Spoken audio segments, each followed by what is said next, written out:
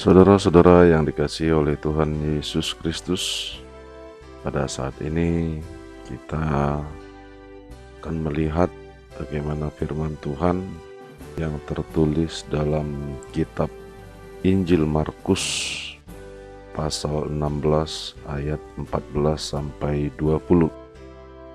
Begini bunyi firman Tuhan.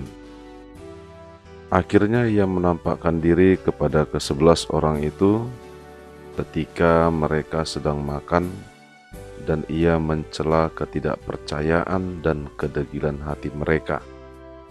Oleh karena mereka tidak percaya kepada orang-orang yang telah melihat dia sesudah kebangkitannya. Lalu ia berkata kepada mereka, "Pergilah ke seluruh dunia, beritakanlah Injil kepada segala makhluk. Siapa yang percaya dan dibaptis akan diselamatkan, tetapi siapa yang tidak percaya akan dihukum. Tanda-tanda ini akan menyertai orang-orang yang percaya. Mereka akan mengusir setan-setan demi namaku. Mereka akan berbicara dalam bahasa-bahasa yang baru bagi mereka. Mereka akan memegang ular, dan sekalipun mereka minum racun maut, mereka tidak akan mendapat celaka. Mereka akan meletakkan tangannya atas orang sakit, dan orang itu akan sembuh." Sesudah Tuhan Yesus berbicara demikian kepada mereka, terangkatlah ia ke surga, lalu duduk di sebelah kanan Allah. Mereka pun pergilah memberitakan Injil ke segala penjuru, dan Tuhan turut bekerja dan meneguhkan firman itu dengan tanda-tanda yang menyertainya.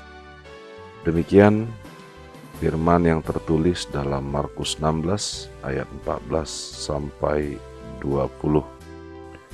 Saudara yang dikasihi Tuhan, nats ini disusun dalam satu tema yang berjudul memberitakan Injil kepada segala makhluk.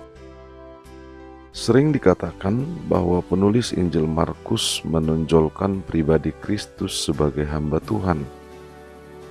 Bisa kita bandingkan dengan kitab Yesaya pasal 52 ayat 13 sampai Yesaya 53 ayat 12. Sebagai hamba Tuhan, ia adalah Yesus Kristus yang adalah anak Allah. Karena itu pelayanan Yesus dibuktikan oleh kekuatan ilahi yang pengesahannya nampak pada waktu ia dibaptis dan ditinggikan.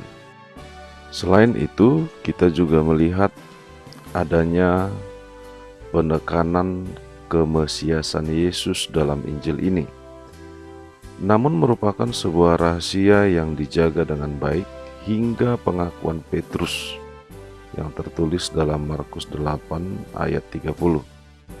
Dengan kedudukan sebagai hamba Tuhan dan Mesias, hidup Yesus adalah korban yang menjadi tebusan bagi orang banyak dan darah perjanjian. Karya tersebut telah membawa pengampunan dosa bagi manusia dan juga hubungan persekutuan yang baru antara Allah dan manusia. Implikasinya adalah karya Allah untuk penebusan yang universal. Puncak dari karya Yesus sebagai hamba Tuhan itu adalah kebangkitannya pada hari ketiga.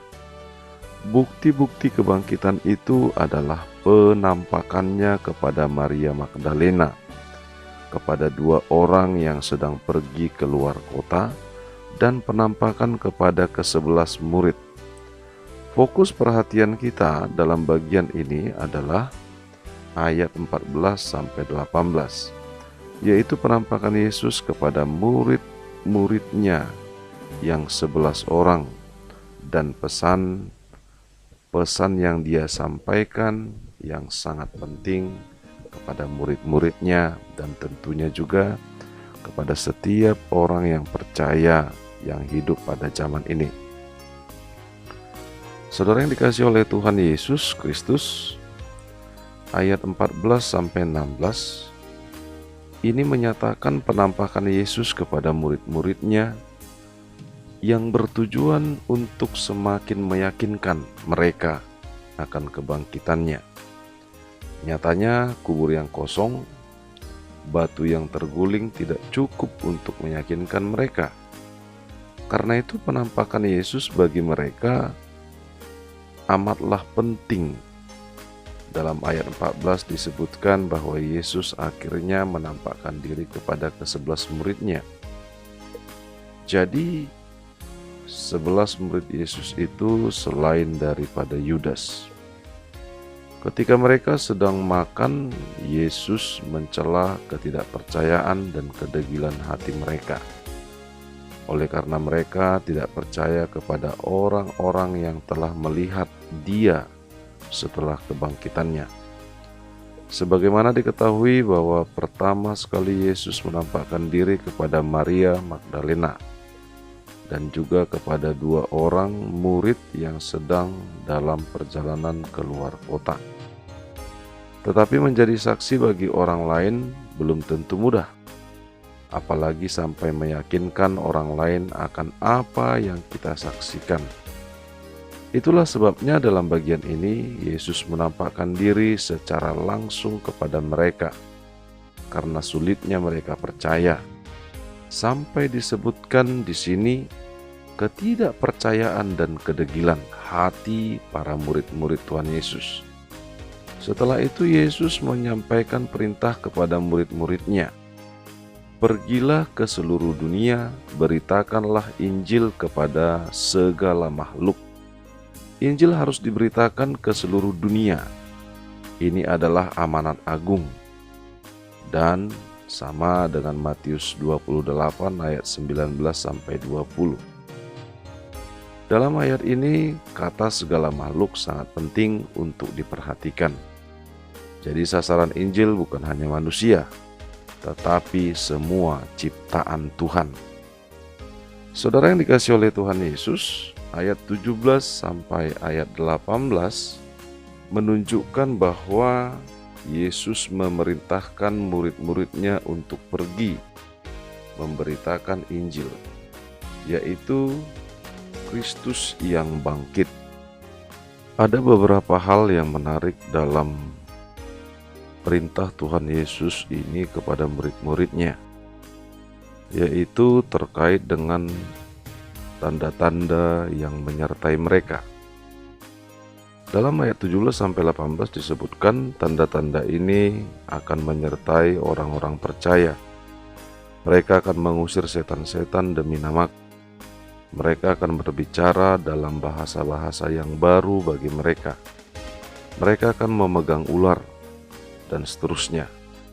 Kata demi nama-Ku menunjukkan dalam persatuan dengan Kristus, dengan kuasanya atau atas nama Kristus sebagai wakil Kristus. Jadi kalau mujizat-mujizat itu dilakukan oleh murid atau orang-orang percaya, Yesus sendirilah yang melakukannya dengan perantaraan murid-murid atau orang-orang percaya itu. Kata-kata ular dan racun adalah kata-kata yang menunjukkan bahaya yang akan dihadapi oleh orang-orang percaya dalam memberitakan Injil. Namun bahaya dan ancaman itu telah dikalahkan, dan Tuhan akan senantiasa memelihara dan melindungi utusan-utusannya. Saudara-saudara yang dikasihi oleh Tuhan, melalui perikop ini umat percaya diyakinkan akan kebangkitan Yesus, bahwa kebangkitannya adalah sebuah fakta yang telah terjadi. Dia benar-benar bangkit. Kebangkitannya menunjukkan bahwa kuasa dosa dan kematian telah ditaklukkan. Berita Injil ini harus diberitakan oleh umat percaya atau warga gereja ke seluruh dunia dan kepada segala makhluk. Dalam hal ini gereja harus terus-menerus merenungkan amanat agung ini dan melaksanakannya sampai Yesus datang kembali. dalam hal ini perlu ketaatan dan kesetiaan yang tulus untuk melakukannya. Perlu dicatat bahwa Injil yang kita beritakan tidak semata-mata ditujukan kepada manusia, tetapi kepada segala makhluk. Itu berarti Injil harus juga berdampak kepada alam dan ciptaan lainnya. Sebagai contoh, jika pada saat ini telah terjadi kerusakan lingkungan, udara, air, dan juga terjadinya banjir, kerusakan hutan, dan lain sebagainya, maka ketika gereja berjuang dan peduli kepada lingkungan, itulah juga implementasi dari Injil. Jadi Injil tidak semata-mata memberitakan verbalitas, tetapi juga aksi nyata kepada alam. Dalam pemberitaan Injil banyak tantangan-tantangan dan bahaya, tetapi kita tidak perlu takut sebab Tuhan menyertai kita. Yesus bersabda, "Dan ketahuilah, Aku menyertai kamu senantiasa sampai akhir zaman." Amin. Shalom.